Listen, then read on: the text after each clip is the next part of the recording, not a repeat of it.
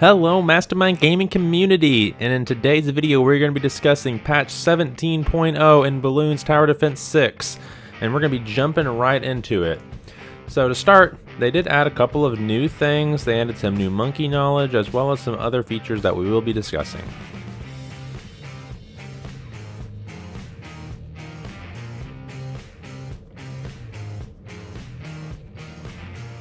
And the first thing that we will be discussing is the jukebox. It is in the settings menu now, and you can actually go in there and you can now play your favorite tracks on any map that you would like. You can actually make playlists, you can add all, you can remove all. The only feature they don't have in there right now is the ability to skip songs. So if you do make a playlist, just remember you have to listen to them all, you can't skip through them. But they did say that they are going to be working on adding that in here soon. After that, we're going to be looking at Gwendolyn. Now, Gwendolyn does have a new skin called Harlequin, and Harlequin kind of goes along with the new map, which is a Candyland-inspired theme, I'm guessing, to go along with Easter, so that is pretty exciting, and that is the hero that we will be using in today's video.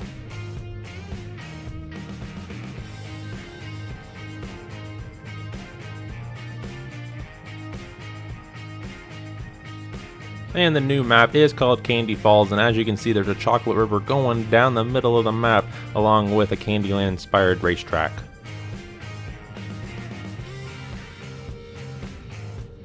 And like I said, they did add 3 new monkey knowledges in. The first one that they did add in is going to be ambush tech. It's going to allow tech bots to set a location for balloons to enter before triggering their linked abilities. So you're going to be able to now target with the ambush tech bots.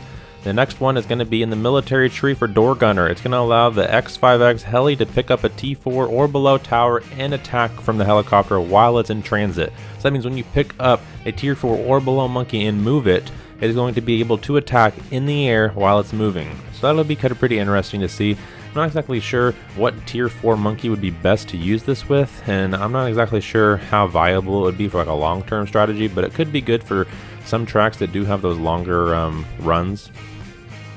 And then the very last one that we're going to be looking at is going to be Vine Rupture in the Magic Knowledge Tree. It's going to allow an X5X Druid to detonate its vines, setting off lots of small 150 damage explosions across the track, which will then stun for 10 seconds.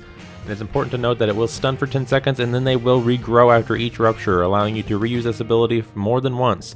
This is actually an extremely interesting and fun way to really buff the Spirit of the Forest Druid, I think. I do think that the Spirit of the Forest Druid was pretty good before. However, I do think this new ability will make it extremely viable in some people's builds, especially with that stun. And that small damage, even though it's only 100, I mean, it's 150 small damage explosions, which are pretty, I mean, there's a lot of vines on the track, so that's going to be a lot of damage you're going to be able to put out really quickly if they do start to kind of overcome your defenses. And there are a few other key things that they did change, such as co-op resyncing has been improved. It should run faster now, but you may notice rounds kind of prematurely ending if there is still desync happening. I do think that this is something that I do need to address, because lately there has been quite a bit of desync and disconnection issues happening with me whenever I do play co-op. And I think that them addressing that and noticing that that is actually happening quite a bit is actually a very good thing, and I hope that they are able to fix and figure out what is going on with all their servers.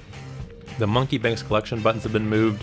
They've removed some obstacles on Spillway, currently shows some white squares, and some daily challenge rules display far too many decimal places, and they know about that and they're fixing them.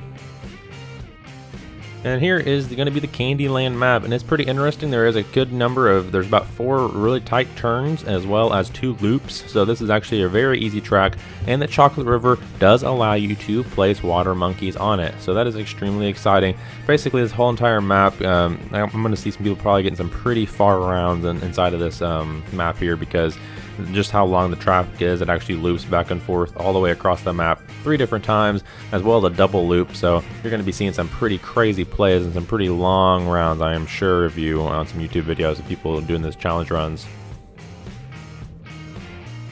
And there are quite a few more changes, and the list is quite long for the bug fixes that they did, and then also they did do some balance changes, and the balance changes are actually pretty significant as well. So I'm not actually going to be able to go over all of them. I'm just going to go ahead and let this video play out, And if you guys do have some questions, I will have the patch notes linked down in the description down below, so just feel free to check them out so you can actually see what all of them are, so that way it doesn't just feel like I'm rambling on. And I'm just going to let you guys enjoy the rest of this video, listen to some music, and see how far I can get. And I'll see you guys in the next one.